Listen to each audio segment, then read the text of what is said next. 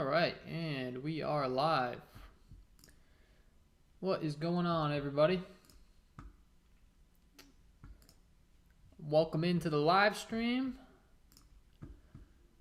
Ready to start breaking this slate down. Waiting on some injury news. We got some injury news already out. Otto Porter Jr.'s out. Danny Green's expected to be in here.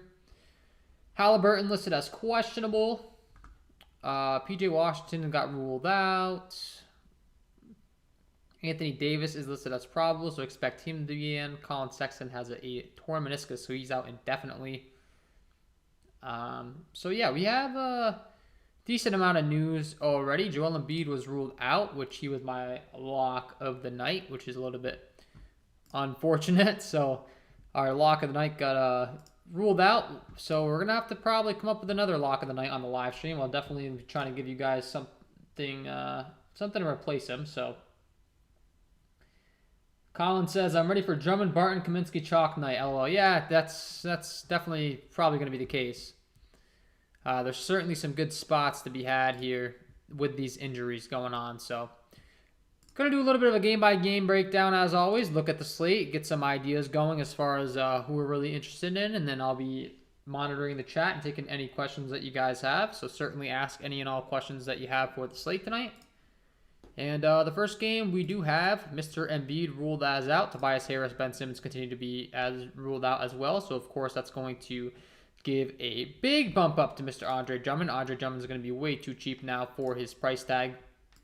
And I would say Andre Drummond's the pretty easy filler for my lock of the night. Because, let's be honest, I like Embiid a lot in the spot. Now we get to play Andre Drummond, who's a very similar fantasy point producer when he gets the opportunity to be. And he's going to be way underpriced. So it's kind of a natural fill-in for a guy that I initially liked in Joel Embiid. I certainly think that Andre Drummond is going to be a viable option tonight for sure. So no issues with you going to him. And he's going to be pretty easy to be locking in your lineups, honestly. So, doesn't exactly make me a genius for pointing that out. But certainly like Andre Drummond and the rest of the Philadelphia side too. I mean, all these guys' usage is just going to skyrocket through the roof. Tyrese Maxey, Seth Curry, Andre Drummond, Shake Milton, Furkan Korkmaz. With Danny Green being back, of course, that is going to affect a little bit of things here in the rotation, which is a little bit less than ideal for us. But beggars can't be choosers, so we're just going to have to adjust to the different minutes that are coming in here and, playing accordingly as far as the expected starting lineup and everything and breaking down the roster here so that we can get an idea of who we really want to be targeting. Like I said, Tyrese Maxey, Seth Curry, Danny Green, Paul Reed, and Andre Drummond expected to be the starting lineup here. So, of course, all those guys are going to be a little bit underpriced for their new roles on their teams and going to definitely have interest in them. Or their new role on the team, I should say, not teams. The same team, obviously. So, yeah, currently like the 76ers a bunch for sure. Furkan Korkmaz, Shake Milton off the bench, get a bunch of usage. Georgia Shenyang off the bench. I wouldn't be surprised to see these guys only play like 8 guys in the rotation. Really lock in on their main core. So all those guys going to make a bunch of sense.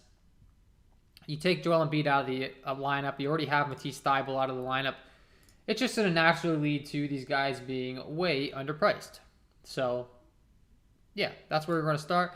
On the Knicks side of things, looking at guys that I currently have that are underpriced, Kemba Walker at 5.5, Evan Fournier at 5.2 continue to be a bit underpriced for their respective upsides. And of course, Julius Randle is going to be the main candidate to dominate all the usage in this offense and have the biggest upside game. So, kind of goes without saying. Always going to have to be taking a look to Mr. Julius Randle. Let's see if we have any questions. Patrick says, Embiid didn't want the pressure to be lock of the night. Yeah, maybe that's the case. Maybe that's the case, man. He's chickened out. Brooklyn taking on Chicago. Second game on the slate. Kobe White continues to be out. Nothing really too crazy here as far as injury news. We know that James Harden's going to get a bunch of usage. We know that Kevin Durant's going to get a bunch of usage in the offense. They're obviously going to be 1A and 1B every single time this team takes the floor. And the only problem is if you play them together, you're really limiting the upside of your lineup. So you're really definitely going to want to be picking one of them in your lineups. But taking on a Chicago team that so far in the season, when looking at their defense overall on my defense transition, defense half-court and putback stats tool over here on Patreon, has been pretty good defensively. They are the 4th team overall in points per possession rank. So James Harden and Kevin Durant certainly not going to get the easiest matchup tonight. But if we're going to see them at lower ownership, certainly have no issues with you going to them if no one else is really willing to take on the risk. Because we know both these guys have the capabilities of putting up 50-plus DraftKings points on any given night. So certainly going to have no issues with you going to Kevin Durant, no issues with you going to James Harden.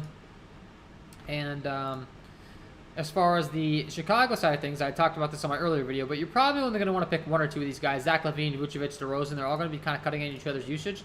So if you do have interest in them, certainly want to be picking either one or the other. Not all 3 necessarily in this spot, and that could certainly help you maximize your upside in your lineups.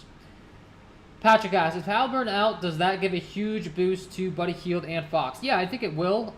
Naturally, you know, the way this roster is constructed on the Sacramento side, if you take Haliburton out, he's one of the 3 guards that are going to really get the most usage, and Fox, Hield, and Davion Mitchell would be the other one that you're looking to also get a bit of a bump here at only 4.4. He continues to see his ability and upside to climb a little bit more. I was a little skeptical on his fantasy point production early in the season. He continued to grade out as a pretty decent play.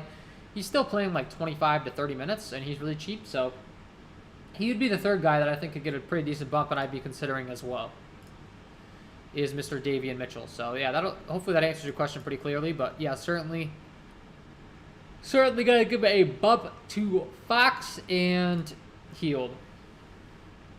Yeah, so I agree with that take. Minnesota taking on Memphis is the 3rd game on the slate. D'Angelo Russell still listed as questionable. Once we get the confirmation on him and whether he's going to be in or out, that'll certainly solidify whether we're really willing to go to him tonight or not. And you know, ideally, if he is out, that's going to give a big bump up to Anthony Edwards, Karl Anthony Towns, and they get to take on this Memphis defense that has been absolutely terrible on the year. Going to continue to target them. Not scared of them whatsoever. And then when you're looking at the total in this game, as far as the over-under, it's a 217 over-under with a 5.5 point spread in favor of Memphis. And will certainly be interesting to see if D'Angelo Russell is in, because that's going to obviously open up some more stuff for us. I'll have a lot more interest in Anthony Edwards, Karl Anthony Towns, and then the other guy you want to be looking to is Malik Beasley down here at 4.6, who could certainly get a big bump up with there being no D'Angelo Russell. He's going to get more on-ball usage off the bench as a 6-man. Could have a big ceiling game, and I certainly would have interest in him.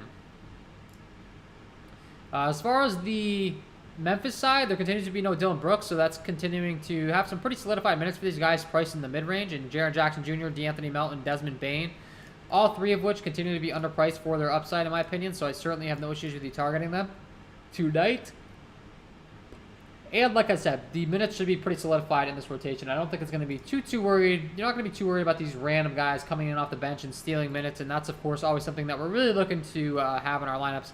And Patrick Beverley, down here at 4.3, would continue to get the start if there is no D'Angelo Russell, and I'd have no issues with you going to Patrick Beverley. He's going to get a bunch of minutes. He's continuing to be cheap on both sites, so Patrick Beverley, no issues with you going to him whatsoever on this slate tonight.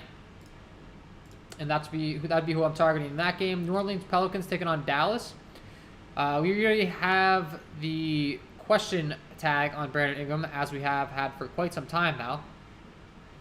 But we haven't got confirmation on whether he's going to be in or out, so that's really the big news we're waiting on. We know that Kristaps Porzingis is back on the Dallas side of things. That's certainly going to impact those other guys in this Dallas rotation.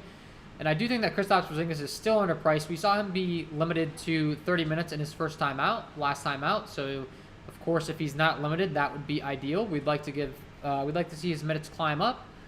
But even if he is limited at this cheap price tag, I still think that there is a possibility for you to be able to find the upside for having him in your lineups, because 6.7 is really cheap for a guy that produces as high of a rate that he does. And then we're looking over here on FanDuel as far as his price tag over here. He's 7.1, which is still way too cheap for Kristaps Porzingis. Yesterday he was 7K, or the day before he was 7K on FanDuel, and I had a lot of interest. He went out there and put up 40.4 FanDuel points. Usually good for a bunch of blocks and steals. And if you're going to get the blocks and steals, of course, that's going to give you that 3-point bonus on FanDuel, where you get 3 points for every block and steal, and his score could certainly add up in a very big way here. So I certainly have interest in Kristaps Porzingis. No issues with you going to him whatsoever. So, yeah, no issues with you going to Kristaps. And I think you should take advantage while he's underpriced because I don't see him being this underpriced for too much longer as he continues to get healthier and get more minutes here. Miami taking on Denver. This game's going to be probably a pretty ugly one, but we did get confirmation that there is no Michael Porter Jr. in this one, so that's going to open up some more usage on the Denver side of things. So as my man Colin said in the chat, yeah, it's certainly going to be a lot of interest in Will Barton because, I mean, Will Barton's only 5.5 on DraftKings as far as FanDuel is concerned.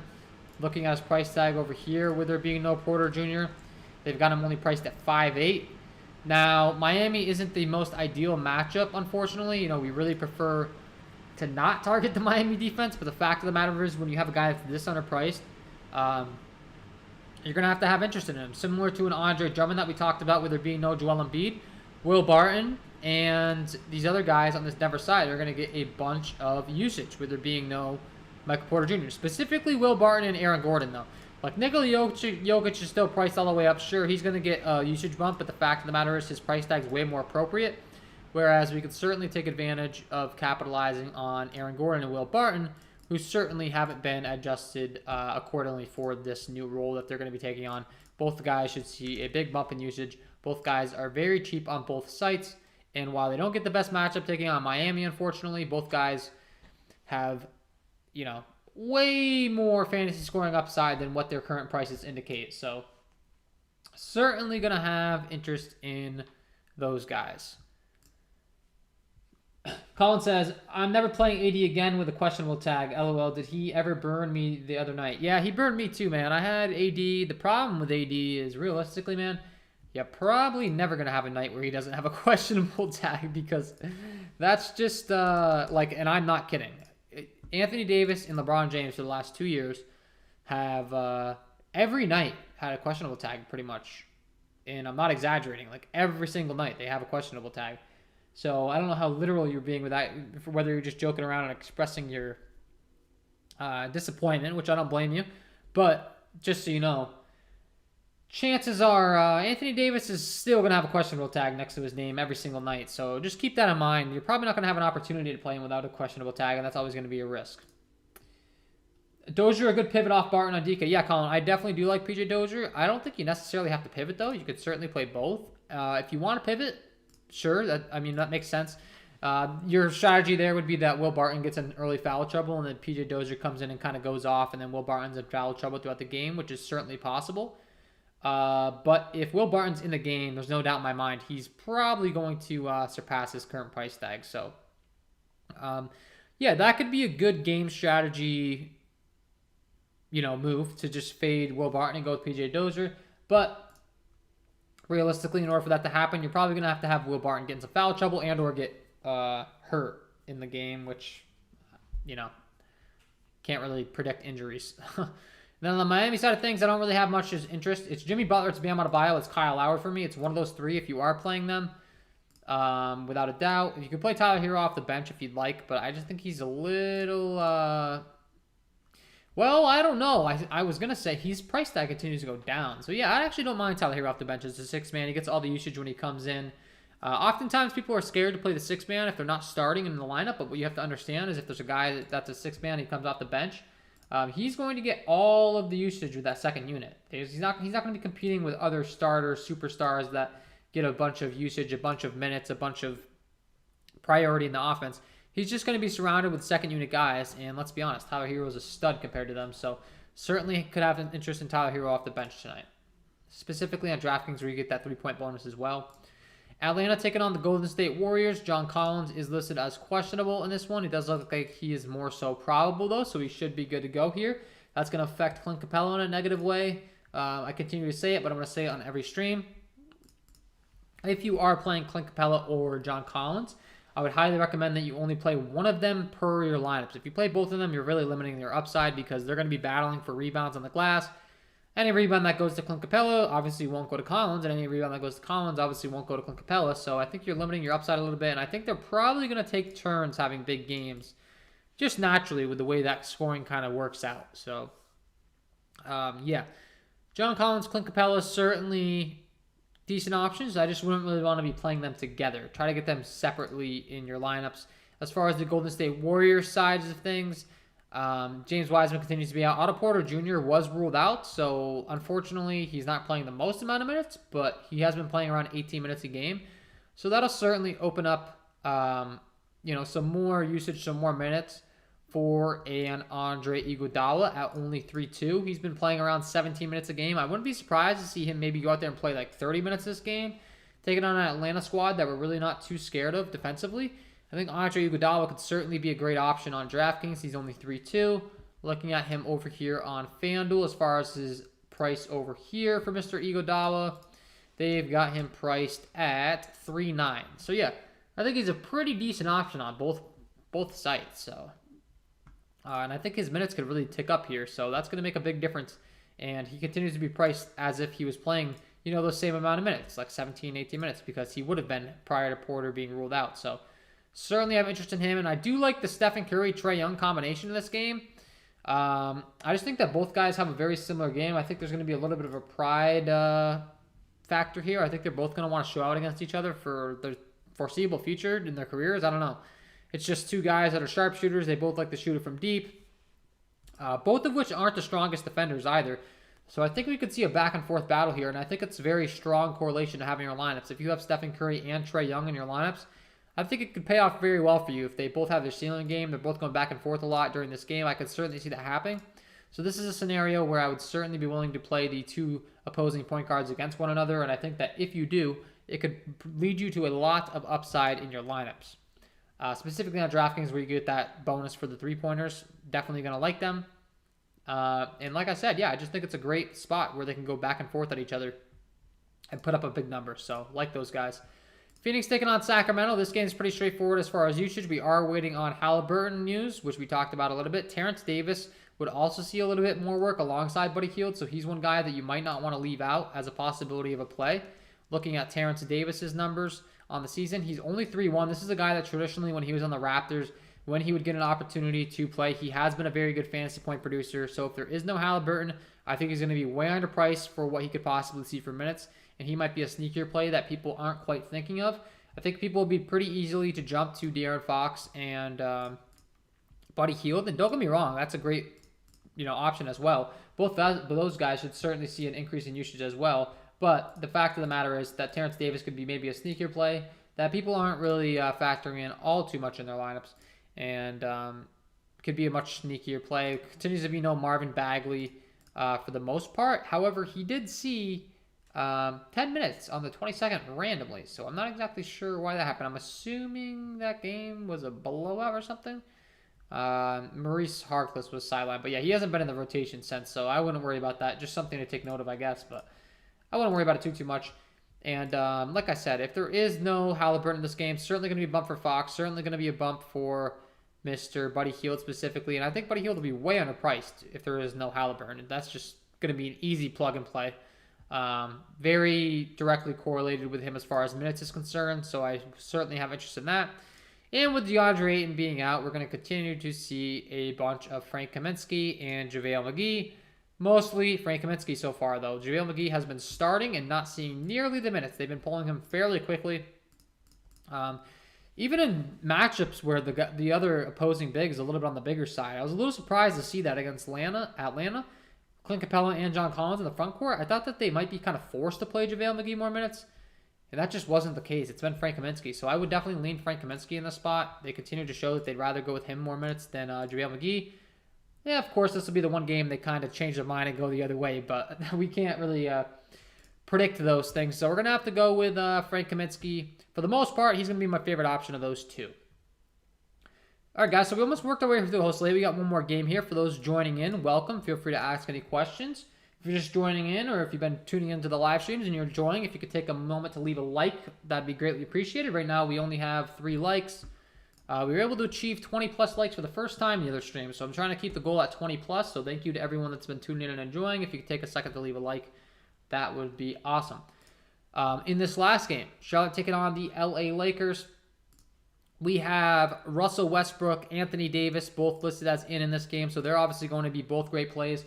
When looking at Charlotte's defense overall in the season, it has not been the most impressive. Looking at my defense half-court and putbacks tool, as far as where they rank, they are 26th in the league in points per possession rank, 25th in half-court points per play rank, 24th in half-court offensive rebounds allowed as well, and 26th in putbacks are the Charlotte Hornets. So that all leads to a great spot for Anthony Davis.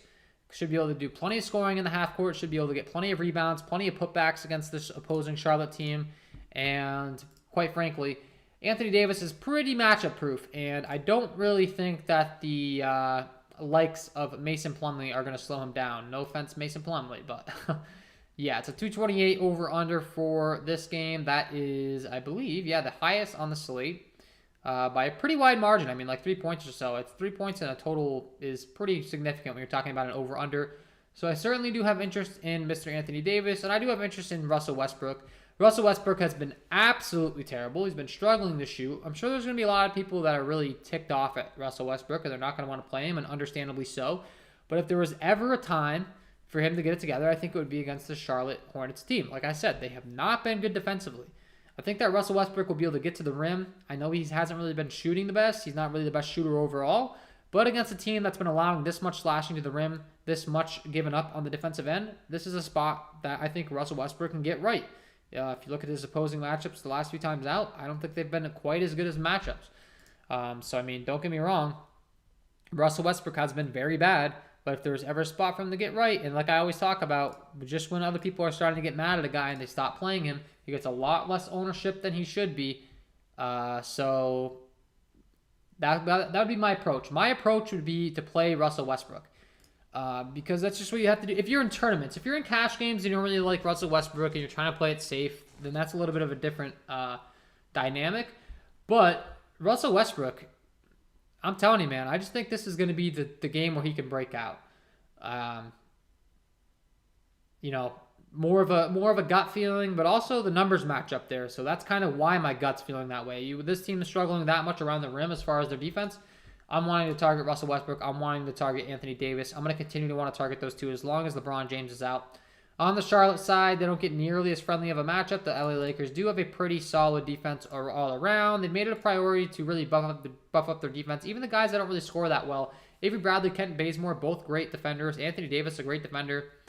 DeAndre Jordan's a little bit questionable as a defender, but the fact of the matter is he's got Anthony Davis on his help side if he ever messes up. So Lakers continue to be a pretty good defense overall.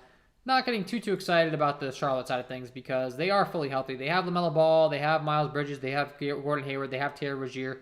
I mean, LaMelo Ball and Miles Bridges continue to be the top 2 fantasy point producers by far. Miles Bridges continues to see his price tag decrease. So for that reason, I wouldn't have an issue with going to Miles Bridges. It just doesn't really make sense as to why his price tag is going down.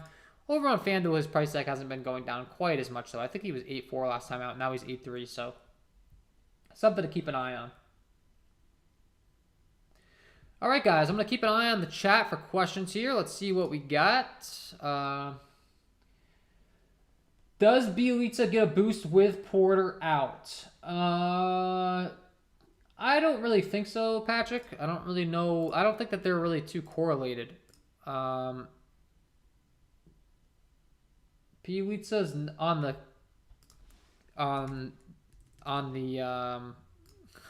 why am I having a hard time thinking about this? What team is Bjelica on?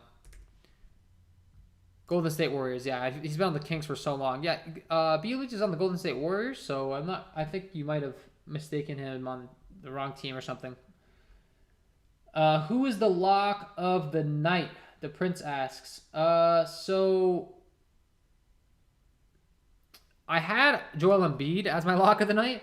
So I'd be lying to you if I said I have a new lock of the night necessarily, but we'd be talking about on the stream. Typically, I'll give out a new lock of the night on the stream just for you guys for tuning in because I appreciate you watching my content.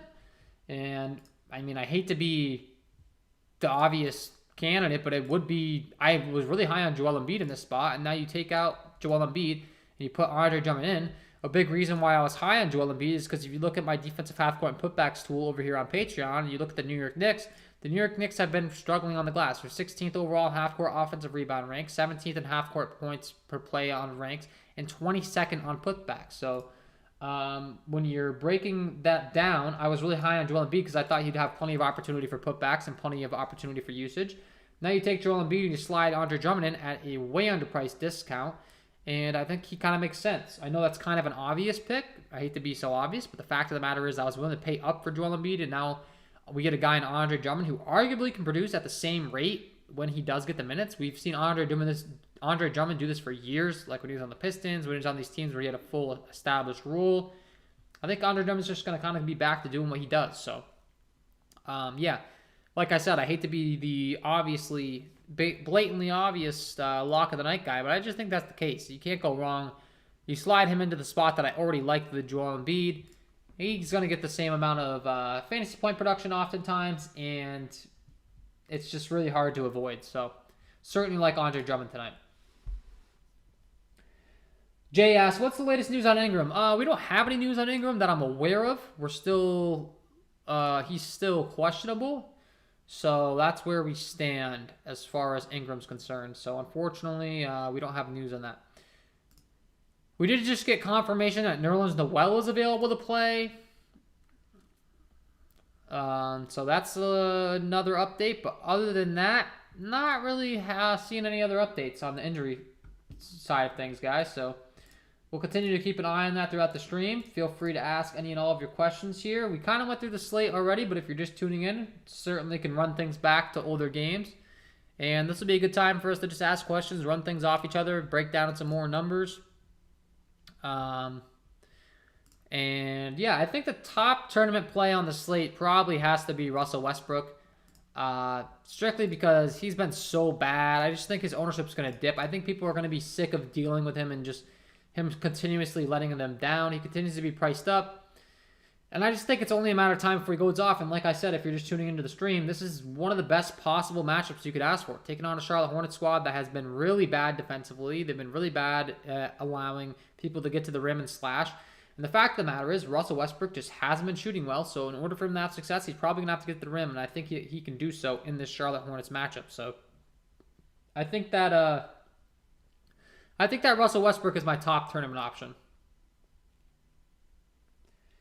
Jokic more of a cash or GPP play on DK? I would certainly say cash. I'm not too high on Jokic. Like, this Miami Heat team is just really good defensively, man. Like, I'm not too interested in targeting them. Michael Porter Jr. being out should increase Jokic's usage, as we talked about, even more. But the fact of the matter is, Will Barton and Aaron Gordon are way underpriced, and they're going to get the same boost, essentially, in comparison to, what they have been throughout the season. And they're way more underpriced. So I just think I'd rather go to the guys that are underpriced in this game. In a game against a Miami defense that's very, very tough defensively. They rank second in the league as far as points per possession rank on my defensive stats sheet. So the Miami Heat defense is not a defense to be messed with. So I really do have interest in Aaron Gordon and Will Barton, mainly because they're underpriced. PJ Dozier could be throwing in your lineups as well. But you have to factor in the price tag, the matchup, all this stuff. So that's all factored in. Patrick asks, what about Valanciunas? So Valanciunas is going to depend upon that Brandon Ingram news. I certainly like Valanciunas, but the fact of the matter is he definitely takes a big hit if indeed Brandon Ingram is in this one, because that's just going to take more usage away from him. He continues to be priced at 8.5. If there is no Brandon Ingram in this game, I like Jonas Valanciunas a lot more than I would if Brandon Ingram is in. All right, guys, let me know if you have any more questions. Going to kind of do a little bit more of a glance, both sides, as far as our projections and everything. We can talk about FanDuel, we can talk about DraftKings. If you're enjoying this live stream, please take a second to hit the like button. Greatly appreciated, guys. We're up to 7 likes, trying to get to 20 before the end of the live stream.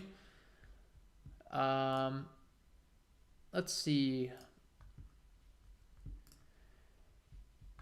Any love for Danny Green at 3,900 on DK if he starts? Yeah, I certainly like Danny Green. I certainly like a lot of guys on this Philadelphia side. I mean, you take away Joel Embiid, you take away Tobias Harris, Ben Simmons continues to be out.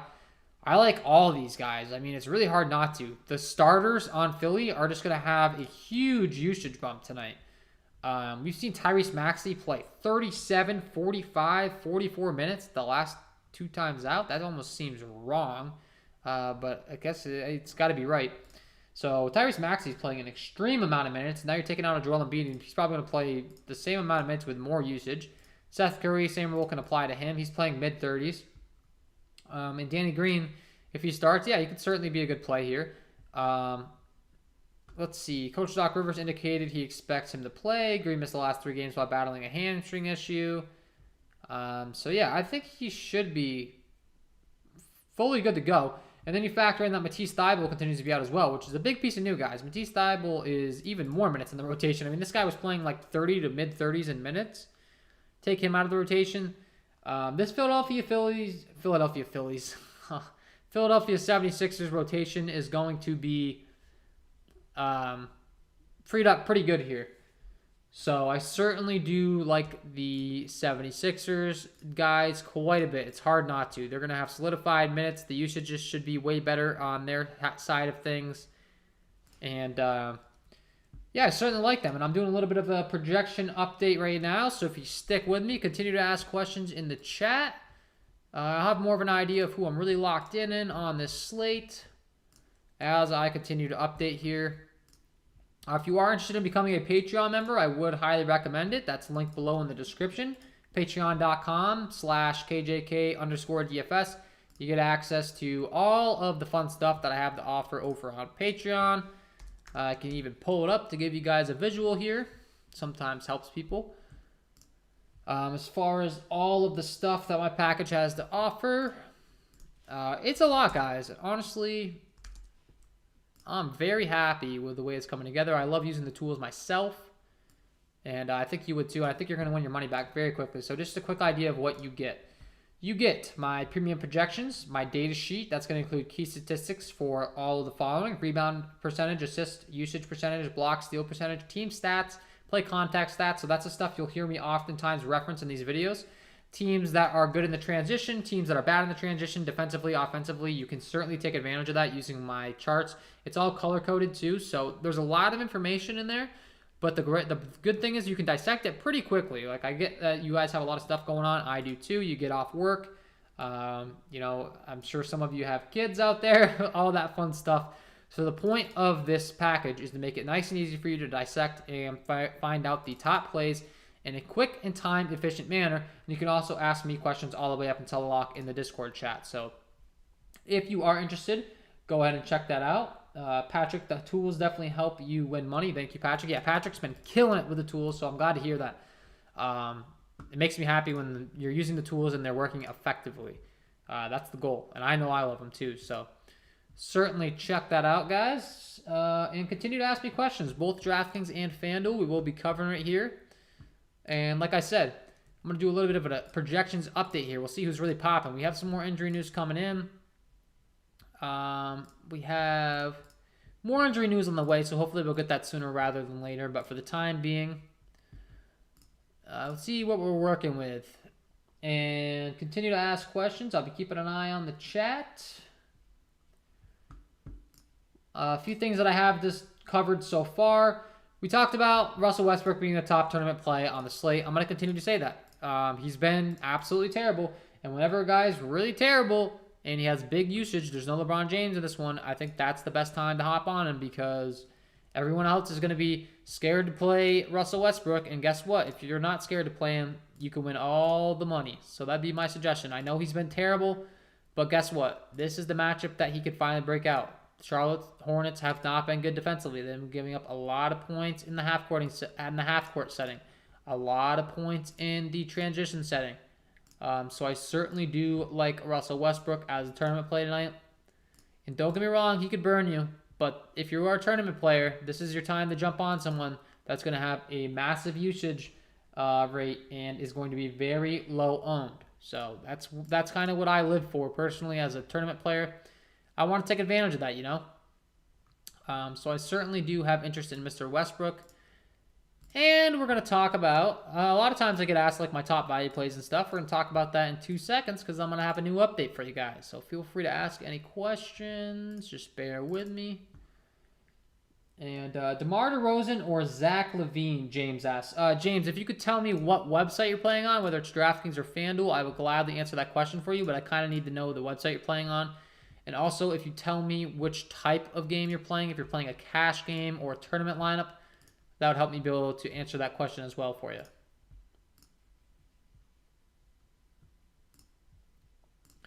All right, so latest projections here.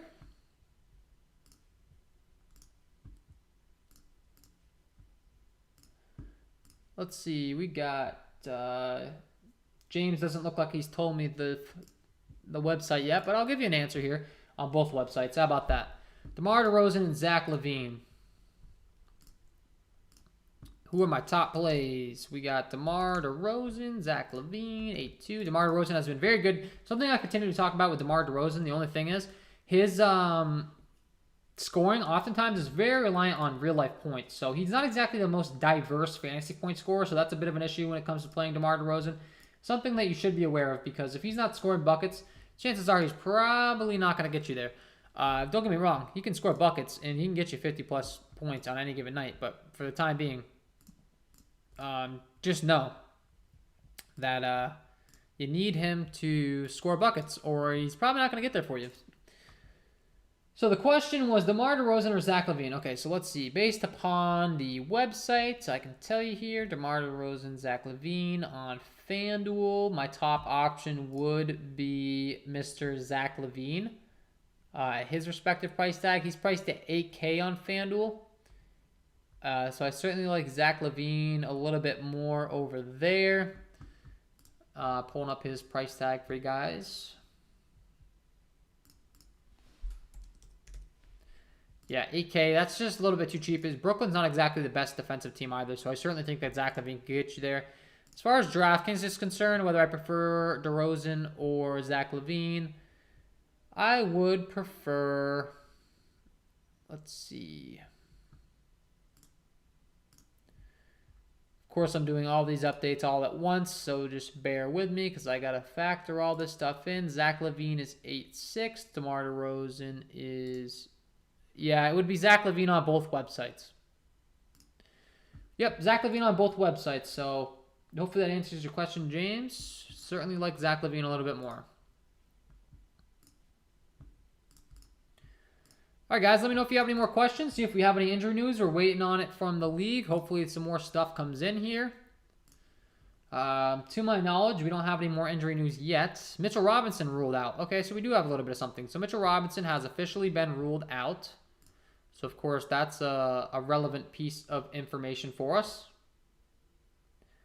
And looking at how that's going to affect this New York Knicks rotation here. Mitchell Robinson being out. Let's see. Hip flexor issue. So, yeah, I mean, Nerlens Noel is certainly going to get a big bump up here in his minutes, and he's certainly going to become a guy that could become a much more viable play. There's not going to be as much stuff digging into his usage and or rebounding upside, so I certainly have no issues with you going to him.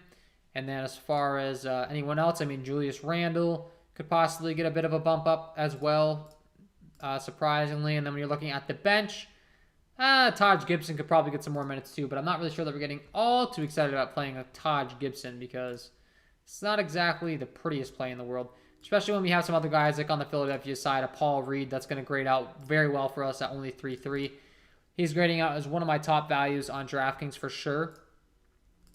As a matter of fact, at his price tag, he's grading out as my top value. I got him projected for 24 minutes right now. He should be able to easily surpass his 3.3 price tag. Him and Andre Drummond both grading out as great values. Danny Green, we talked about liking him quite a bit in his return. I certainly am going to like Danny Green on the Philadelphia side of things. And all these Philly guys that are getting more minutes are going to be intriguing plays. So I'd certainly want to have quite a bit of exposure to the Philadelphia side tonight.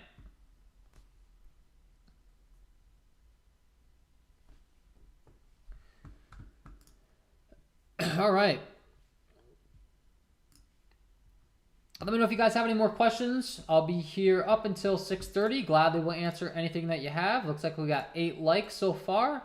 Trying to get to 20 on every stream. So if you are tuning in and you've been enjoying this so far, if you could leave a like, that would be greatly appreciated, guys. And like I said, ask any and all questions on either FanDuel or DraftKings. I'll be here to answer them.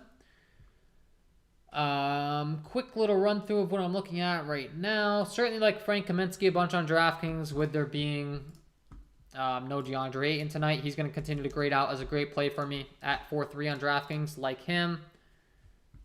I think that DeAnthony Melton and Jaren Jackson Jr. continue to be underpriced as well. On the Memphis side, there is no Dylan Brooks still on their side of things, so certainly could have interest in those two guys. And Jaren Jackson Jr. and DeAnthony Melton both produce at a very high rate. Both continue to be underpriced in my opinion, and both could definitely certainly blow their price tags away on any given night. So I like both of those guys for sure. On DraftKings specifically, we talked about PJ Dozier at only 3-3. With there being no Michael Porter, he's definitely going to be an intriguing option. I also think that Andre Iguodala could get quite a bit more minutes with there being no Otto Porter Jr. in this one. So,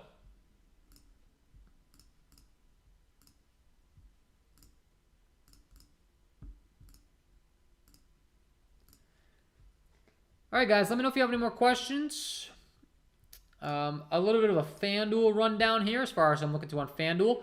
Paul Reed and Andre Drummond are also two of my top plays on FanDuel. These guys should both get a big bump up with there being no Embiid. They're certainly both going to be very viable plays. So I'd certainly be looking to a Paul Reed and a Joel Embiid. Paul Reed is shooting guard eligible on FanDuel. Okay, that just really threw me off. He's power forward center eligible on DraftKings. I don't know why he's a shooting guard on FanDuel. That's very weird. Okay, well, that's news to me. I didn't realize that he was at the shooting guard position, so that's going to make things a little bit weird, a little bit different for us over on FanDuel, but certainly still making some more sense. James Burley says, FanDuel tournament. Yeah, I was talking about that earlier, James. I don't know if you missed it, but I do prefer Zach LaVine over DeMar DeRozan for your question. So I'd go Zach LaVine over DeMar DeRozan. De'Aaron Fox is only 7-4 on FanDuel. If there is no Halliburton, that's just going to increase his usage even more. I think that De'Aaron Fox, as is way underpriced over here on FanDuel. So I certainly have a bunch of interest in him for sure. And like I said, if there's no Halliburton, that's just going to help our case in liking him even more. So he's certainly someone to keep an eye on. I've been talking about him a lot, but I just think he continues to be underpriced. They just refuse to price him up. So De'Aaron Fox certainly making a lot of sense to me on FanDuel, specifically if you're playing over there. Kyle Lowry, another guy. Kyle Lowry and De'Aaron Fox are both two starting point guards that FanDuel is just continuously refusing to price up. I haven't quite figured it out. I talked about Kyle Lowry the last game. Just being underpriced. I wasn't even high on him that game based on the matchup. They was taking on Utah. It's a very tough defensive team. I said that he's going to have a little bit of a tough time probably putting up the biggest game. He did put up a very big game. He went out there and put up a triple-double, had a huge game. But the fact of the matter was I was still interested in him on FanDuel at his price tag going into that game. And if you had gone to him strictly based on his price tag, it would have paid off in a big, big way. And I think he continues to be underpriced. So I certainly have interest in Kyle Lowry on FanDuel. And if you're just joining the stream or you haven't heard me, I think the top tournament play on the slate tonight is Russell Westbrook. Why do I think he's the top play? Because he's been absolutely terrible. He should continue to see a bunch of usage with it being the LeBron James. I think there's going to be a bunch of recency bias, and whenever there's a situation like that, I like to take advantage of it. Now, there could be a case where Russell Westbrook goes out there and just turns the ball over a bunch of times and he does nothing, just like what he's been doing. Or, hopefully, in a very good matchup, taking on a Charlotte Hornets team that is absolutely terrible defensively and has graded out as a terrible defensive team all season long, he can actually be the good Russell Westbrook version of himself, go out there and maybe put up 70 FanDuel points, 70 DraftKings points, and no one really has him because everyone's fed up with him and you have him and you're at the top of the leaderboards. So I certainly think that Russell Westbrook is my top tournament option of the night. I know it's not pretty. I know it's probably going to be a little bit scary targeting him, but the fact of the matter is it just makes sense, and you're going to have to take some risks in your tournaments if you really want to get to the top of the leaderboards and win those big prizes. So I certainly like Russell Westbrook. All right, guys, let me know if you have any more questions in the chat. The Prince, what's going on? Let me know if you have questions. Patrick, Colin, Jay, what's going on, man? James says, thank you for the question answered. Yep, no problem, James. If you have any more, let me know. Got you, man. And if you're enjoying this live stream, please take a moment to leave a like button. We got 8 likes. Trying to get to 20 on these live streams. This is kind of my first goal here. We were able to reach 20 plus for the first time the other night, so that was nice. And I'll be here all NBA DFS season long, breaking down these NBA DFS slates, help you guys become better players, help you guys win some money. You can check out my premium package link below in the description if you're interested in some further content from me.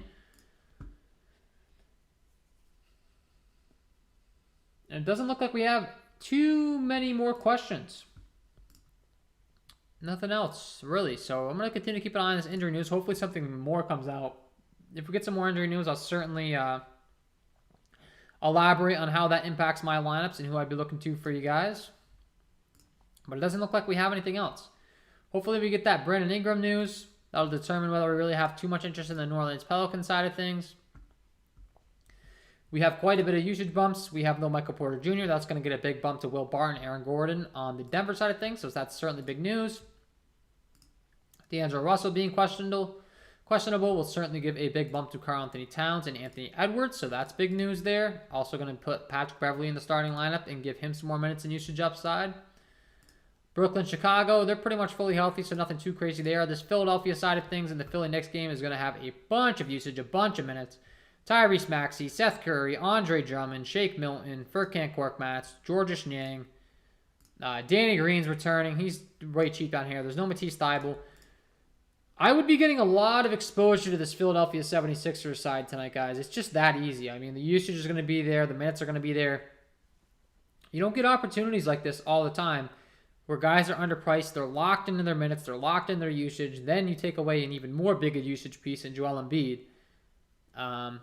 I would certainly be loading up on some Philadelphia 76ers options tonight. I think that's a very smart investment on your part.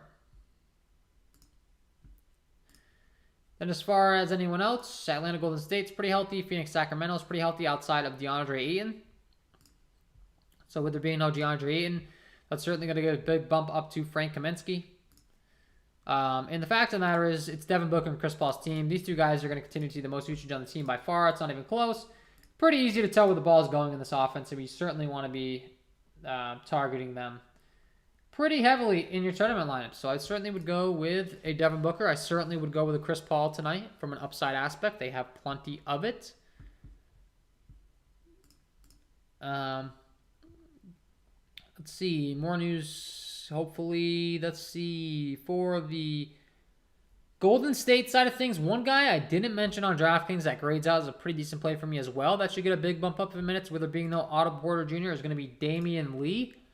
So I think Damian Lee could also be another option for you in your tournaments lineups at only 3.8 on DraftKings. He's been seeing right around 20 minutes or so. I think you can see right up around 30. Him and Andre Iguodala would be the two guys that I certainly would be locking in on in my tournament lineups based on the fact that there is no Otto Porter. So that 20 minutes has to go somewhere. I kind of think it's going to be dispersed between those guys. So James asks, FanDuel, Blake Griffin or Kaminsky in tournaments? So just a heads up on this, James. I'm going to give you my top upside per dollar answer here. So that's why I'm going with this. It's not exactly raw scoring. It's just who I would project to score higher at their price tag. And right now that would be Frank Kaminsky. And it's really not even close.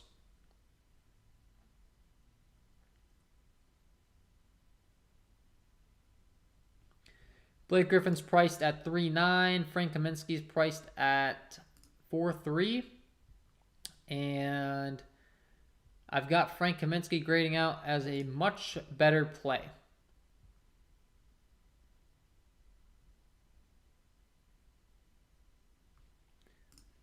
Frank Kaminsky's putting up over a FanDuel point per minute, and Blake Griffin's putting up like 0.6. So Frank Kaminsky's producing at a much higher rate.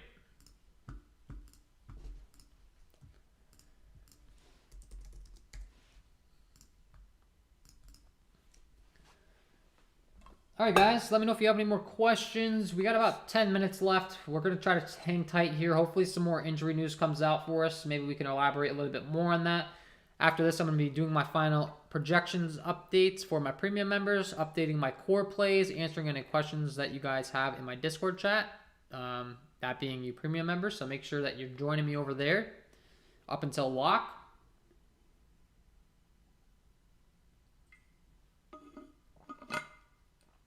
And we'll have you covered.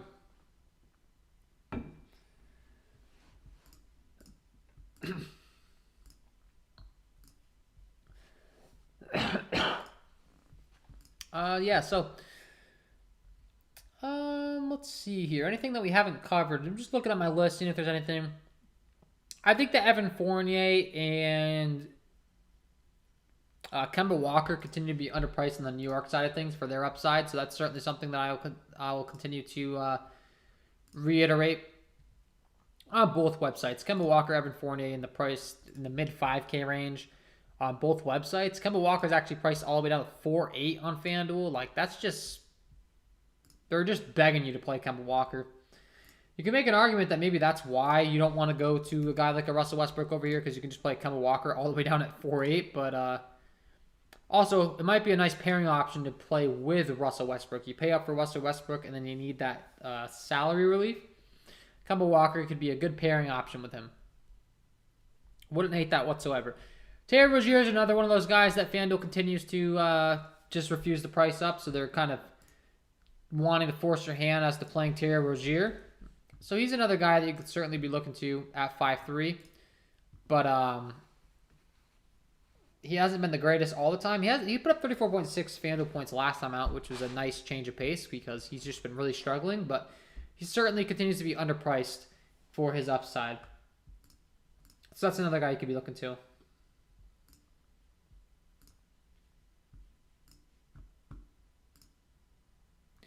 Did we get any news yet? Probably not. Any news? There's a Robinson ruled out. We already knew that. So nothing else. Nothing crazy. Nothing crazy yet, guys. Nothing too eye-catching as far as injury news is concerned here. Patrick asks, what about Draymond Green? Yeah, what website, Patrick? I'll definitely answer that for you. As far as Draymond Green, doesn't look like I'm getting too excited to play him overall. I think there's some other guys I'd rather be going to. We talked about Aaron Gordon getting a big bump up with the Denver side of things, facing some injuries. I'd rather go to him. And overall, honestly, it just doesn't look like I'm getting too much interest in Draymond Green. Yeah, I mean, he's grading out as a decent play over on DraftKings, but nothing near some of these other guys we've been talking about that are just too underpriced in my opinion. I mean, the list of guys that are underpriced tonight on DraftKings, which is what your question was. Thoughts on RJ? Yeah, I do like RJ. Well, depends. Clarify which RJ. I'm assuming you're talking about RJ Barrett, but I just want to make sure. Anyways, DraftKings. Yeah, Patrick says I'm fading him. Yeah, Patrick. I just think there's way better options over here, man. Like Aaron Gordon, we talked about. He's only 4.9 now. There's no Michael Porter Jr. He should get a big bump up in his price tag. He's certainly a great play. Frank Kaminsky's certainly a great play at the power forward position on DraftKings. Paul Reed is a guy that's really cheap on DraftKings. That should get a big bump up in minutes now with there being no Joel Embiid, and a big bump up in his upside potential here at only 3.3. Yeah, I just don't think it's necessary to go to Draymond Green on the slate. DeAndre Hunter's even a guy at only 4K that could surpass his upside. And then we talked about Kristaps Porzingis being back as well at only 6.7. I think Kristaps Porzingis is a great play. I know he was limited to 30 minutes last time out, but the fact of the matter is, even if he plays right around 30 minutes at only 6.7, he could certainly blow that price tag out of the water. We saw him have a very effective game in his first game back when he was priced at 7.5. Now they've got him priced at 6.7. So I almost feel like, I'd rather go to a Kristaps even on almost a minutes limit than Draymond Green. So that's, if that tells you anything. Thoughts on RJ Barrett? Yes, says the Prince. Yeah, RJ Barrett's, he's kind of hit or miss no matter what. If you tell me which website, that'll help my case. But overall, I just think that he's certainly in play for tournaments. But there's a lot of different places for the ball to go in this New York Knicks offense, and it's a little concerning. So I kind of almost have interest in the pay down options. However, with that being said, it's certainly Julius Randle and RJ Barrett that are getting the most usage on their team. So I wouldn't call you crazy if you want to go there. It's just you have Evan Fournier, Kemba Walker, Julius Randle. It gets a little bit spread out, a little bit too fast there. All right, and you said on FanDuel. So on FanDuel, let's just double check, make sure that I'm not lying to you as far as my interest. Make sure that his price tag is about the same. He's 6'4". Yeah, FanDuel becomes a little bit more intriguing just because the position isn't quite as strong. The lineup building isn't as flexible. But as far as how he's grading out my projections and everything, as far as really having interest in RJ Barrett, I just think there's better options. And for that reason, I'm not getting too excited about him, to be honest.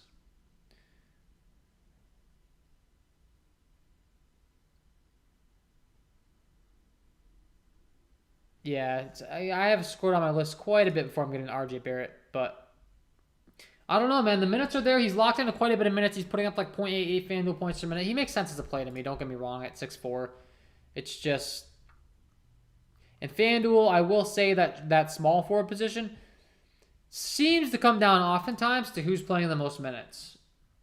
So yeah, it makes sense on FanDuel. It really does. I know I'm kind of giving you a long, drawn out answer here, but the fact of the matter is, yeah, FanDuel is a lot different than DraftKings. So I certainly like him. But I like Anthony Edwards a lot, especially if there's no D'Angelo Russell in this one. His usage should score through the roof. His upside should be very high. I definitely like Anthony Edwards quite a bit. And like I said, if D'Angelo Russell's back, that'll be a little bit less than ideal. But I'm still going to like him quite a bit. Thoughts on Jordan Poole on DK, Patrick's asked. Yeah, I think Jordan Poole is going to continue to be a good play over on DraftKings. I think he's underpriced for his upside. He's continued to kind of take on a secondary high usage role in this offense. So I certainly think that he's a viable play. He continues to be underpriced, and he shoots a three ball very effectively, which on DraftKings, where you get that bonus for that three-pointer, is never going to hurt our feelings. He's gone 7 for 16, 6 for 9 from behind the arc in 2 of his most big games recently. Last time out, he only shot 2 for 7 from behind the arc. And he still put up 39 DraftKings points. And his price tag really isn't changing. So yeah, I certainly do have interest in Jordan Poole on DraftKings. All right, guys, it's almost 6:30. I'm going to have to bounce out, do my projections update, my core plays, all that stuff for my premium members, update my projections. If you are interested in that, you can check that out, link below in the description. If you have been enjoying the stream and you haven't hit that like button so far, if you could hit that like button, that'd be greatly appreciated. And I'm going to stick around for about 1 more minute, just to assure if there's any more questions in the chat that I answer them. So if you have any really big pressing questions that you really want answered, please ask them right this second. And I'll make sure that I answer it before I get out of here. If you don't, we'll just hang out for another minute. We'll get off here. We'll start building our lineups. And that'll be it for today's live stream.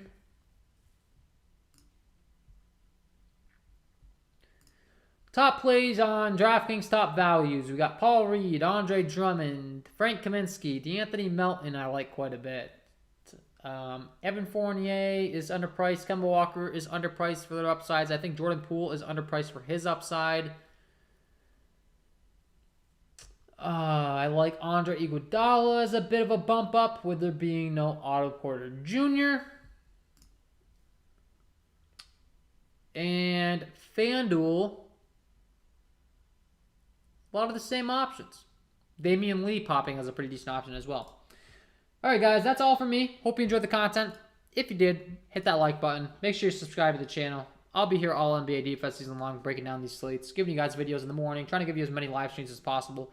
Wish you all the best of luck tonight. We'll see you in the next one, and I'm out of here. Peace.